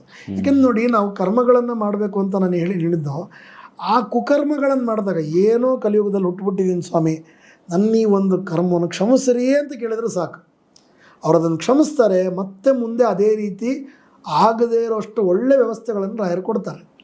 ಈ ಜ್ಞಾನ ನಮ್ಮಲ್ಲಿ ಬೇಕು. ಈ ಮುಕ್ತ ಮನಸ್ಥಿತಿ ಏನಿದೆಯಲ್ಲ ಅದು ಬೇಕು. ನಾವು ರಾಯರನ್ನು ಯಾವುದೋ ಒಂದು ವಿಚಾರಕ್ಕೆ ಕಟ್ಟಾಕೊಂಡು ನಮ್ಮ ಮನಸ್ಸಲ್ಲಿ ನಾವು ಕಟ್ಟಾಕೊಂಡಿರ್ತೀವಿ ಅಂತ ಅಂದ್ಕೊಳ್ರಿ, ಆದರೆ ರಾಯರು ನಮ್ಮಂಗೆ ಯಾವುದೋ ಒಂದು ಪರ್ಟಿಕ್ಯುಲರ್ ಟಾಪಿಕ್ಕಿಗೆ ಕಟ್ಟಾಕೊಂಡಿರೋ ವ್ಯಕ್ತಿ ಅಲ್ಲ ಅವರು. ಅವ್ರ ಸಾಧನೆ ಬಹಳ ದೊಡ್ಡದು. ಅವ್ರು ಏನನ್ನು ಬೇಕಾದ್ರೂ ಕ್ಷಮಿಸ್ತಾರೆ, ಏನನ್ನು ಬೇಕಾದ್ರೂ ಅನುಕೂಲ ಮಾಡಿಕೊಡ್ತಾರೆ. ಅಂಥವ್ರ ಮುಂದೆ ಹೋಗಿ ನಾವು ನಮ್ಮ ಚಿಲ್ಲರೆ ಬುದ್ಧಿ ತೋರಿಸ್ಬಾರ್ದು. ನಾನು ಅದೇ ಹೇಳೋದು. ಯಾಕಂದರೆ ಈಗ ನೋಡಿ, ನಾವು ಒಬ್ಬ ಒಳ್ಳೆ ವ್ಯಕ್ತಿಯ ಸಂಘ ಮಾಡಿದಾಗ ಅವನಲ್ಲಿರೋ ಆ ಒಳ್ಳೆ ಗುಣಗಳನ್ನು ಗ್ರಹಿಸಬೇಕು. ನಾವು ಆ ಒಳ್ಳೆ ವ್ಯಕ್ತಿಗೆ ನಮ್ಮ ಚಿಕ್ಕ ಬುದ್ಧಿಯನ್ನು ತೋರಿಸೋ ಪ್ರಯತ್ನ ಕೈ ಹಾಕಬಾರ್ದು. ಯಾರೋ ಒಬ್ರು ಹೇಳ್ತಾರೆ, ಹೀಗೆ ಒಂದು ಕತೆ ಧಾರ್ಮಿಕವಾಗಿರ್ತಕ್ಕಂಥದ್ದು. ಒಬ್ಬನು ಆಂಜನೇಯನ ಕಠೋರ ತಪಸ್ಸು ಮಾಡಿದ್ದಂತೆ. ಆಂಜನೇಯ ಪ್ರತ್ಯಕ್ಷ ಆದನಂತೆ. ಕಲಿಯುಗದೊಳಗೆ ಆಂಜನೇಯ ಅದು ಒಂದು ಪರಾಕಾಷ್ಠೆ ಇರತಕ್ಕಂಥ ಎನರ್ಜಿ. ಅವ್ನು ಏನನ್ನು ಬೇಕಾದರೂ ಕೊಡ್ತಾನೆ. ಯಾಕಂದರೆ ಸಂಜೀವಿನಿನೇ ಅವ್ನ ಕೈಲಿರೋದ್ರಿಂದ ಆಯಸ್ಸನ್ನು ವೃದ್ಧಿ ಮಾಡಿಕೊಡ್ತಕ್ಕಂಥ, ಶತ್ರುಗಳ ಬಲ ಮುರಿತಕ್ಕಂಥ, ಜ್ಞಾನ ಕೊಡ್ತಕ್ಕಂಥ. ಯಾಕಂದರೆ ಆಂಜನೇಯ ಅಂದರೆ ಅವನು ಎಲ್ಲ ವಿದ್ಯೆಗಳಲ್ಲಿ ಕರತಲ ಮೂಲಕ ಇರತಕ್ಕಂಥವನು, ಪ್ರತಿಯೊಂದನ್ನು ಸಿದ್ಧಿಸಿಕೊಡ್ತಕ್ಕಂಥವನು, ಕಲಿಯ ಬಾಧೆನೇ ವೇಷ್ಟಿತರಾಗಿರ್ತಕ್ಕಂಥ ಒಬ್ಬ ದೇವತಾ ಅವನು. ಅಂಥವನು ಪ್ರತ್ಯಕ್ಷ ಆದನಂತೆ. ಪ್ರತ್ಯಕ್ಷ ಆಗಿ ಏನು ಬೇಕು ನಿನಗೆ ಕೇಳೋದು, ನನಗೊಂದು ಲಂಗೋಟಿ ಕೊಡು ಅಂತ ಕೇಳಿದಂತೆ. ಹಂಗಾಗಬಾರ್ದು ಅಲ್ವಾ? ಅಂಥ ಒಂದು ಪ್ರತಿಭೆ ಅಥವಾ ಅಂಥ ಒಂದು ವ್ಯಕ್ತಿ ನಮ್ಮಲ್ಲಿ ಸಿಕ್ಕಾಗ ನಾವು ಅವ್ರ ಮುಂದೆ ನಮ್ಮ ಸಣ್ಣ ಬುದ್ಧಿ ಪ್ರದರ್ಶನ ಮಾಡಬಾರ್ದು. ಹೌದು, ಕರೆಕ್ಟ್. ನಾವು ಅದನ್ನು ಪಾಲಿಸ್ಬಿಟ್ರೆ ಸಾಕು. ಅದು ಆಟೋಮೆಟಿಕಲಿ ನಮ್ಗೆ ಹೇಳಿದ್ನಲ್ಲ, ರಾಯರು ಅಂದರೆ ಹೆಂಗೆ ಅಂದರೆ ಅವರೊಂಥರ ಶಿಲ್ಪಿಗಳವರು. ನಮ್ಮಲ್ಲಿ ಇರ್ತಕ್ಕಂಥ ಎಲ್ಲ ಅಜ್ಞಾನ ಅನ್ನೋ ಅನಾವಶ್ಯಕ ಎಕ್ಸ್ಟ್ರಾ ಗ್ರೋತನ್ನು ಕೆತ್ತಿ ನಮ್ಮನ್ನು ನೀಟಾಗಿ ಒಂದು ಸುಂದರ ಶಿಲೆಯನ್ನಾಗಿ ಮಾಡಿ ನಮ್ಮನ್ನು ಎಲ್ಲಿ ಕೂಡಿಸ್ಬೇಕು ಅಲ್ಲಿ ಕೂಡಿಸಿ ಎಲ್ಲರೂ ಬಂದು ನಮಗೆ ಒಳ್ಳೆ ಮಾನ ಮರ್ಯಾದೆ ಪ್ರತಿಯೊಂದನ್ನು ಕೊಡುವಂಥ ಪದವಿಯನ್ನು ಕೊಡ್ತಕ್ಕಂಥ ಶಿಲ್ಪಿಗರುಗಳು. ಹಂಗಾಗಿ ಅವರಲ್ಲಿ ಆ ಕಲ್ಲಿಗೆ ಹೇಗೆ ಒಬ್ಬ ಶಿಲ್ಪಿ ಏನೇ ಮಾಡಿದರೂ ತಾನು ಸುಮ್ಮನೆ ಕುತ್ಕೊಳ್ಳುತ್ತೋ ಅವನ ಮುಂದೆ, ಅದು ಅಹಂಕಾರ ಮಾಡಲಾರ್ದು ಹೇಗಿರುತ್ತೋ ಹಂಗೆ ನಾವು ರಾಯರ ಮುಂದೆ ಇದ್ದುಬಿಟ್ರೆ ನಾವು ಅತ್ಯಂತ ವ್ಯಾಲಿಡ್ ಸ್ಕಲ್ಪ್ಚರ್ ಆಗೋದ್ರೊಳಗೆ ಯಾವುದೇ ರೀತಿ ಸಂಶಯ ಇಲ್ಲ. ಅದು ಹೇಳ್ತಾರೆ ಅಪ್ಪಣ್ಣಾಚಾರು, ಇಹಮುತ್ರಾಪ್ತ ಸರ್ವೇಷ್ಟೋ ಮೋದದೇನಾತ್ರ ಸಂಶಯ. ಪ್ರತಿಯೊಂದು ಸುಖಗಳು, ಅದು ಲೌಕಿಕ ಸುಖ ಇರಲಿ, ಪಾರಮಾರ್ಥಿಕ ಸುಖ ಇರಲಿ, ಇವತ್ತಿನ ಸ್ಕೂಲು ಕಾಲೇಜು ಎಕ್ಸಾಮಲ್ಲಿ ಬೇಕಾಗಿರ್ತಕ್ಕಂಥ ಶಕ್ತಿ ಯುಕ್ತಿ ಇರಲಿ, ಹಣ ಕಳಿಸ್ತಕ್ಕಂಥ ಶಕ್ತಿ ಇರಲಿ, ಮತ್ತು ಮೋಕ್ಷ ಪಡಿತಕ್ಕಂಥ ಬ್ರಹ್ಮಜ್ಞಾನ ಇರಲಿ, ಅದು ರಾಯರ ಒಂದು ಅನುಗ್ರಹದಿಂದ ಮೋದತೆ ಅದು ಕುಣಿಯತ್ತಂತೆ ನಮ್ಮಲ್ಲಿ. ಆ ಎಲ್ಲ ನಾತ್ರ ಸಂಶಯ, ಇಂಥ ವಿಚಾರಕ್ಕೆ ಸಂಶಯನೇ ಇಲ್ಲ. ಹಂಗಾಗಿ ರಾಯರ ಉಪಾಸನೆ ಮಾಡ್ರಿ ಅಂತ ಹೇಳ್ತಾರೆ ಅವರು. ಹಂಗಾಗಿ ನಾವು ಅದನ್ನು ಮಾಡ್ತಾ ಹೋಗ್ಬಿಟ್ರೆ ಅಪಚಾರಗಳಾದಾಗ ಏನು ಬ್ಯಾಕ್ ಫೈರ್ ಆಗತ್ತೋ, ಮತ್ತು ಎಲ್ಲರಿಗೂ ಮತ್ತು ಇನ್ನೊಂದು ಹೇಳ್ತೀನಿ ಕೇಳಿ, ಲಾತೋಂಕೆ ಭೂತ್ ಬಾತೋಸೆ ನೈಮಾಂತೆ. ಎಲ್ಲರೂ ಪರಿಮಳ ಪ್ರಸಾದ ಮಂತ್ರಾಕ್ಷರಿ ಪಾದೋದಕದಿಂದನೇ ಸರಿ ಹೋಗ್ತಿರಲ್ಲ, ಕೆಲವೊಬ್ರಿಗೆ ಪಾಠ ಕಲಿಸಿದ ಮೇಲೆ ಸರಿ ಹೋಗಿರುತ್ತೆ. ಕರೆಕ್ಟ್. ಅಂಥವರಿಗೆ ಎಲ್ಲಿ ಕೊಡಬೇಕು ಅಲ್ಲಿ ಕೊಟ್ಟು ಸರಿ ಮಾಡಿರೋ ಎಕ್ಸಾಂಪಲ್ಸ್ನು ಇದೆ, ತುಂಬಾ ಇದೆ, ಬೇಕೇ ಬೇಕು. ಹೌದು. ಯಾಕಂದ್ರೆ ಏನಾಗುತ್ತೆ ಅಂದರೆ ನೋಡಿ, ಫ್ರೀ ಎಕ್ಸೆಸ್ ಅನ್ನೋದು ಆಗ್ಬಿಡ್ತು ಅಂದರೆ ಜನ ದುರುಪಯೋಗ ತಗೋತಾರೆ, ಹೌದು, ಜನ ವಿಪರೀತ ದುರುಪಯೋಗ ತಗೋತಾರೆ. ಕರೆಕ್ಟ್. ಯಾರೋ ಒಬ್ರು ಹಿಂಗೆ ಒಂದು ಜೋಕ್ ಹೇಳಿದ್ರು ನನಗೆ. ಒಬ್ಬನು ದೇವಸ್ಥಾನ ಕಟ್ತೀನಿ ಅಂತ ಚಂದ ಎತ್ತಿದ್ದಂತೆ, ಚಂದ ಎತ್ತಿದ, ಕೋಟಿಗಟ್ಟಲೆ ಚಂದ ಆಯ್ತದು. ಚಂದ ಆದಮೇಲೆ ಒಂದು ಸೇವಾ ಮಾಡ್ದ, ನಮ್ಮ ದೇವಸ್ಥಾನದ ಪ್ರತೀಕವನ್ನು ಯಾರು ಬಂದು ದರ್ಶನ ಮಾಡ್ತಾರೋ ಅವ್ರಿಗೆ ಮೋಕ್ಷ ಸಿಗುತ್ತೆ ಅಂತ. ಮತ್ತೊಂದು ಕ್ಯೂ ನಿಂತ್ಕೊಂತು. ಸರಿ, ಇವನು ದರ್ಶನ ಎಲ್ಲಿ ಅಂತ ಕೇಳಕ್ಕೆ ಶುರು ಮಾಡಿದ್ರು ಎಲ್ಲರೂ. ಈಗ ಚಂದ ಎತ್ಬಿಟ್ಟಿದ್ನಲ್ಲ ಇವನು. ಹಾಗಾಗಿ ತನ್ನ ಮನೆಗೆ ಅಡ್ರೆಸ್ ಕೊಟ್ಟ ಎಲ್ಲರಿಗೂ, ಎಲ್ಲರೂ ಇಲ್ಲೇ ಬರಬೇಕು ದೇವ್ರ ದರ್ಶನ ಮಾಡೋಕ್ಕೆ ಅಂತ. ದೇವ್ರ ದರ್ಶನಕ್ಕೆ ಹೋದ್ರು ಇವರು. ದೇವರೆಲ್ಲಿ ಅಂತ ಕೇಳಿದ್ರು, ಅಡುಗೆ ಮನೆಗೆ ಕರ್ಕೊಂಡು ಹೋದ. ಅಡುಗೆ ಮನೆ ದೇವರೆಲ್ಲೋ ಕೋಟಿಗಟ್ಟಲೆ ರೊಕ್ಕ ಬಂತಲ್ಲ.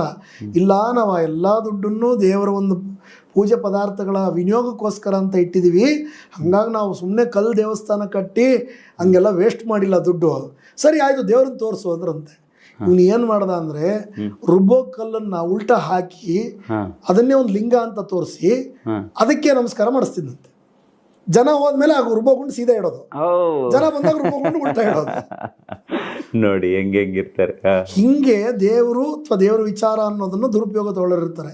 ಮತ್ತು ಅಂಥವರಿಗೆ ರಾಯರು ಎಲ್ಲಿ, ಅದಕ್ಕೆ ಅವ್ರು ಹೇಳ್ತಾರೆ ರಾಯರ ಸ್ತೋತ್ರದಲ್ಲಿ ಅವ್ರು ಹೇಳಬೇಕಾದ್ರೆ, ರಾಯರು ಎಷ್ಟು ಒಳ್ಳೆಯವರು, ಬಹಳ ಮೃದು ಸ್ವಭಾವರು.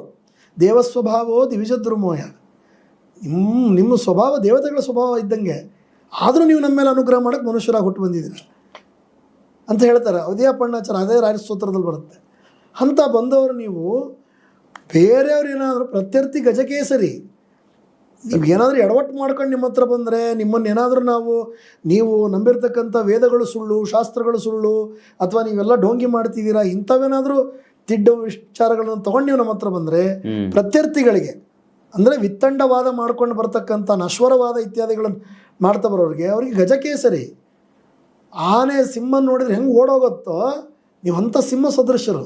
ಹೌದು, ಹೌದು. ಹತ್ತಿಗೆ ಬೆಂಕಿ ಇದ್ದಂಗೆ ನೀವು. ಕರೆಕ್ಟ್. ಭವ್ಯ ಸ್ವರೂಪೋ ಬಹುದುಃಖ ತೂಲ ಸಂಗಾಗ್ನಿಚರ್ಯ ಸುಖದ ಇರುಶಾಲಿ. ಆ ದುಃಖ ಅಂತಕ್ಕಂಥ ತೂಲ ಅಂದರೆ ಇದು ಹತ್ತಿ, ಅದಕ್ಕೆ ಸಂಗಾಗ್ನಿ. ನೀವು ಅಗ್ನಿಗೆ ಹಿಡಿಯೋ ಒಂದು ಟನ್ನು ಹತ್ತಿ ಇರಲಿ, ಒಂದು ಕಿಡಿ ಅಗ್ನಿ ಅದಕ್ಕೆ ಬಿದ್ದರೆ ಧ್ವಂಸ ಆಗೋಗ್ಬಿಡ್ತದು, ನಿಲ್ಸಕ್ಕೆ ಸುಖ ಆಗಲ್ಲ ಅದನ್ನು. ಹಂಗವ್ರು ಬೆಂಕಿ ಕಿಡಿ ಇದ್ದಂಗೆ. ರಾಯರು ಎಷ್ಟು ಅದೇ ತೇಜೋಪೂರ್ಣರವರು, ಆ ತೇಜವನ್ನು ಪ್ರಕಾಶ ಅಂತ ಆದರೂ ತಗೋಬೋದು ಸದ್ಭಕ್ತಿಯಿಂದ ಹೋದರೆ. ಈ ಥರ ದುರ್ನಡತೆ ಒಂದು ಹೋದರೆ ಅವ್ರ ಕಾಡ್ಗಿಚ್ಚಾಗೂ ಪರಿಣಮಿಸ್ತಾರೆ ನಮ್ಮ ರಾಯರು. ನಾನು ಎಲ್ಲರಿಗೂ ಹೇಳೋದು ಅಷ್ಟೇ, ರಾಯರ ಹೆಸರಲ್ಲಿ ಯಾವುದೇ ಒಂದು ದುರ್ಮಾರ್ಗವನ್ನು ಅಥವಾ ಅವ್ರ ಹೆಸರಲ್ಲಿ ದುಡ್ಡು ಮಾಡೋದನ್ನು ಮಾಡಬೇಡಿ ಅಂತ. ಯಾಕಂದರೆ ಅವರನ್ನು ನಂಬಿ ಎಷ್ಟೋ ಜನ ಬಡವರು ಇರಬಹುದು, ಅಂಥವ್ರಿಗೆ ಬೇಕಾದ್ರೆ ಸಹಾಯ ಮಾಡೋಣ. ಆದರೆ ಕೆಲವೊಬ್ರು ದುಡ್ಡು ಮಾಡಲೇಬೇಕು ಅಂತ ಹೇಳಿ ಆ ಬಡವರಿಂದಲೂ ಕೂಡ ಹಣವನ್ನು ದೋಚೋರು ಇದ್ದಾರೆ. ಸೊ ಅಂಥವ್ರನ್ನು ನಾವು ಕೂಡ ತುಂಬ ವಿರೋಧ ಮಾಡ್ತೀವಿ. ಅಂಥದ್ದು ಮಾಡೋದು ಬೇಡ, ಆದರೆ ಒಳ್ಳೇದನ್ನು ಮಾಡೋಣ. ಆಗಿಲ್ಲ ಅಂದರೆ ಸುಮ್ಮನೆ. ರಾಯರು ಹೇಳಿರೋದೇ ಆ ಮಾತು. ರಾಯರು ತಾವು ತಮ್ಮ ಸಮಗ್ರ ಈ ರಾಯರ ಅವತಾರದ ಉದ್ದಕ್ಕೂ ಅವರು ಪಾಠ ಮಾಡಿರೋದೇ ಅದನ್ನು. ನಾನು ಅವತ್ತು ಹೇಳಿದೆ, ಅವ್ರ ಅಪ್ರತಿಗ್ರಹ ಅನ್ನೋ ವ್ರತವನ್ನು ತಗೋತಾರೆ ಅವರು. ಯಾರ ಹತ್ರ ಏನು ಇಸ್ಕೊಳ್ಳಲ್ಲ. ಯಾಕೆ ಇಸ್ಕೊಳ್ಳಲ್ಲ ಅಂದರೆ ಆ ನೀಡು ನಿಜವಾಗ್ಲೂ ಯಾರಿಗಿದೆ ಅವ್ರಿಗೆ ಕೊಡಿ, ನನಗೆ ಕೊಡ್ತೀರ ನೀವು. ಕರೆಕ್ಟ್. ನನಗಂತೂ ಸಂಪತ್ತು ಮೇಲೆ ವ್ಯಾಮೋಹ ಇಲ್ಲ, ಹಂಗಾಗಿ ನನಗೆ ಬೇಡ. ಅದ್ರ ಪಾಪ ಯಾರಿಗಿದೆ ನೀಡು ಅವ್ರಿಗೆ ಕೊಡಿ. ನಾನು ಉಪವಾಸ ಇರ್ತೀನಿ ಅಂತ ಮಾತ್ರ ಅವ್ರು ಉಪವಾಸ ಇರಬೇಕಂತ ನಿಯಮ ಇಲ್ಲ. ಇವತ್ತು ನೋಡಿ ರಾಯರ ಮಠಗಳು ಹಾಗೆ ಇರೋದು ಇವತ್ತಿಗೆ. ನೀವು ನೋಡಿ ರಾಯರ ಮಠದಲ್ಲಿ ಆಗ್ತಕ್ಕಂಥ ಪ್ರಸಾದ, ಅಲ್ಲಿ ಬರ್ತಕ್ಕಂಥ ಊಟ, ಅಲ್ಲಿ ಕೊಡ್ತಕ್ಕಂಥ ಪ್ರಸಾದ, ರಾಯರ ಹೆಸರೇಳಿ ಆಗ್ತಕ್ಕಂಥ ಸಂತರ್ಪಣೆ ನಿಮಗೆ ಕಣ್ಣು ತುಂಬ ಹೋಗುತ್ತೆ. ಯಾಕಂದ್ರೆ ರಾಯರು ನಿಜವಾದ ಸ್ವಭಾವ ಅದು. ಪ್ರತಿಯೊಬ್ಬರು ಸುಭಿಕ್ಷವಾಗಿರಬೇಕು, ಪ್ರತಿಯೊಬ್ಬರು ಯಾರಿಗೂ ಅತೃಪ್ತಿ ಅನ್ನೋದು ಇರಬಾರ್ದು. ರಾಯರದನ್ನು ತಾವು ಜೀವಿತಾವಧಿ ಒಳಗೂ ಮಾಡಿ ತೋರಿಸಿದ್ರು ಅದನ್ನು. ಅವ್ರು ಸುಮ್ಮನೆ ಹೇಳಿ ಉಪದೇಶ ಕೊಟ್ಟು ಹೋದಂಥ ವ್ಯಕ್ತಿ ಅಲ್ಲ. ಪ್ರತಿಯೊಬ್ಬರಿಗೂ ಅನುಗ್ರಹ ಮಾಡಿದರು. ಹಾಗಾಗಿ ರಾಯರು ತಮ್ಮ ಜೀವಿತಾವಧಿ ಒಳಗಾಯಿತು, ಈಗ ನಮ್ಮ ರಾಯರು ವೃಂದಾವನದೊಳಗೆ ಕೂತು ಅನುಗ್ರಹ ಮಾಡೋ ವಿಚಾರದಲ್ಲಾಯಿತು. ಅವರು ಇಂಥವ್ರನ್ನ ನೆಗ್ಲೆಕ್ಟ್ ಮಾಡಿದ್ದಾರೆ ಅಥವಾ ಇಂಥ ಟಾಪಿಕ್ ನೆಗ್ಲೆಕ್ಟ್ ಆಗಿದೆ ಅನ್ನೋ ಮಾತೇ ಇಲ್ಲ. ಖಂಡಿತ. ಊಟ ಮಾಡೋಕ್ಕೆ ಆಗಲ್ಲ, ಮುಗೀತು ನಂದು, ಇಲ್ಲೆಲ್ಲ ಅನ್ನನಾಳ ಅನ್ನೋದೇ ಇನ್ಫೆಕ್ಷನ್ಗೆ ಒಳಗಾಗ್ಬಿಟ್ಟಿದೆ, ಇನ್ನು ಯಾವತ್ತೂ ಊಟ ಮಾಡೋಕ್ಕೆ ಆಗಲ್ಲ ಅಂತ ಹೋದವರು ಇವತ್ತು 2 ಸಲ ಊಟ ಮಾಡೋಷ್ಟು ರಾಯರವ್ರ ಮೇಲೆ ಅನುಗ್ರಹ ಮಾಡಿದ್ದಾರೆ. ತಿನ್ನಕ್ಕೆ ಅನ್ನ ಇಲ್ಲ ಸ್ವಾಮಿ, ನಮಗೆ ಒಂದು ಬಿಸ್ಕೆಟ್ ಪ್ಯಾಕೆಟ್ ಒಳಗೆ ಹಂಚ್ಕೊಂಡು ತಿನ್ನೋ ಪರಿಸ್ಥಿತಿ. ಇವತ್ತು ಅವರು ಹೋಟ್ಲ್ಗಳನ್ನಿಟ್ಟು ಊಟಕ್ಕೆ ಹಾಕುವಂಗಾಗಿದ್ದಾರೆ. ನೀವು ನಂಬಲ್ಲ, ಕೆಲವು ಕ್ಲೈಂಟ್ಗಳು ನನಗಿದ್ದಾರೆ, ಕೆಲವು ಜನ ಇದ್ದಾರೆ ಅನ್ನೋ ಅವ್ರ ಹೆಸರು ಹೇಳೋದು ಬೇಡ. ಆದರೆ ಒಂದೊಂದು ದಿವಸ ಅವರು ಊಟ ಫ್ರೀ ಕೊಡ್ತಾರೆ. ಹ್ಮ್ ಹ್ಮ್ ಹ್ಮ್ ಹ್ಮ್ ಯಾಕೆ ಅಂದರೆ ನೆನಪು ಅವ್ರಿಗೆ, ನಾನು ರಾಯರ ಹತ್ರ ಹೋಗ್ಬೇಕಾದ್ರೆ ನನ್ನ ಹತ್ರ ತಿನ್ನೋಕ್ಕೇನೂ ಇರಲಿಲ್ಲ, ಇವತ್ತು ನಾನು ಹೋಟ್ಲ್ ಹಾಕಿದ್ದೀನಿ, ಚೆಲ್ಲೋದಕ್ಕಿಂತ ಕೊಡೋದು ಒಳ್ಳೆಯದು. ಒಬ್ಬರು ಭಾಳ ಹತ್ತಿರದ ಒಬ್ಬ ಸ್ನೇಹಿತರಿದ್ದಾರೆ, ಅವರು ಪ್ರತಿಯೊಬ್ಬ ಡೆಲಿವರಿ ಬಾಯ್ಗೂ ಊಟ ಫ್ರೀ. ಹ್ಮ್ ಹ್ಮ್ ಹ್ಮ್ ಸ್ವಿಗ್ಗಿ ಝೊಮ್ಯಾಟೋದವ್ರು ಯಾರು ಬರ್ತಾರೆ ಅವ್ರ ಹೋಟ್ಲಿಗೆ, ಅವ್ರು ಮಧ್ಯಾಹ್ನ ಕಾಲಕ್ಕೆ ಬಂದರೂ ಊಟ ಫ್ರೀ ಅವ್ರಿಗೆ. ವಾ ವಾ. ನೀವು ಊಟ ಮಾಡು ಫಸ್ಟ್, ಆಮೇಲೆ ಡೆಲಿವರಿ ತೊಗೊಂಡು ಅಂತ. ಅದೇ ಸನ್ಮಾನ. ನಿನ್ನ ಪ್ಯಾಕ್ ಆಗೋಕ್ಕಿಂತ ಮುಂಚೆ ಊಟಕ್ಕೆ ಹಾಕ್ತಾರೆ, ಫಸ್ಟ್ ಊಟ ಮಾಡು. ಇದನ್ನ ರಾಯರ ಅಪೇಕ್ಷೆ ಪಟ್ಟಿರೋದು, ಅದು ನಡೀತಾ ಇದೆ ಇವತ್ತು. ಅದನ್ನು ನಾವು ಕೂಡ ಅಳವಡಿಸ್ಕೊಳ್ಳೋಣ, ಪಾಲಿಸೋಣ.